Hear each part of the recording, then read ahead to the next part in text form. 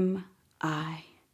I was developed in a mother's womb, as were you, but I cannot assume that you truly feel how social injustice can suffocate the room.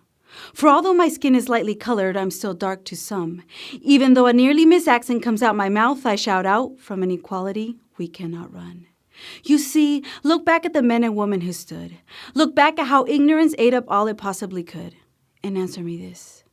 Didn't they hear that beating heart or see the pain in the eyes when families were split apart?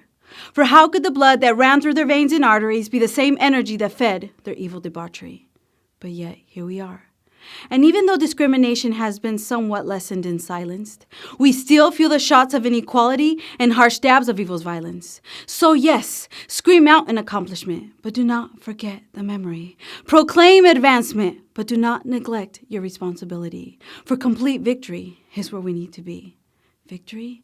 Yes, success in this daily battle of human injustice. Victory over the stereotype of who they claim you should be. For I look at those who suffered but conquered before me and see how Romans 5:3-4 now definitely means more to me. For we also rejoice in our sufferings because we know that suffering produces perseverance. Perseverance, character, and character, hope. Hope for a better tomorrow than yesterday. Hope for the day when social class, race, gender, or even past mistakes don't determine your fate. Because although a 5'1" Hispanic middle-class female stands before you, I breathe the same air as you do. I cry salty tears when I experience hurtful words and acts as you do. So let's honor those in the past who had no choice. Let's scream out loudly and let the world hear our voice. Because if we sit back and think, Jesus, our Savior, was also looked down upon, beaten, and killed. But he arose, conquered, and a heavenly desire was therefore instilled. So let's use that ambition and human compassion to tear down the wall of prejudice and discriminatory aggression and realize that God does not look at the outward appearance, but he looks at the heart. Well, let's start to move forward and let's not be afraid to leave our mark. Because in the words of Maya Angelou, someone was hurt before you, wronged before you, hungry before you, frightened before you, but someone survived.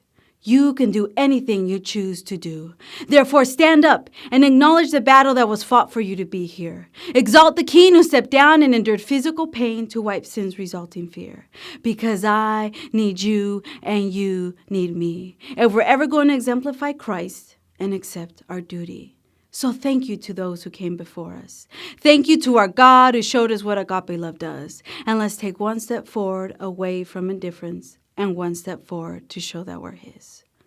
So, who am I? I am a lost soul without him. I am a being who understands how oppression has been. Well then, will you come and take my hand?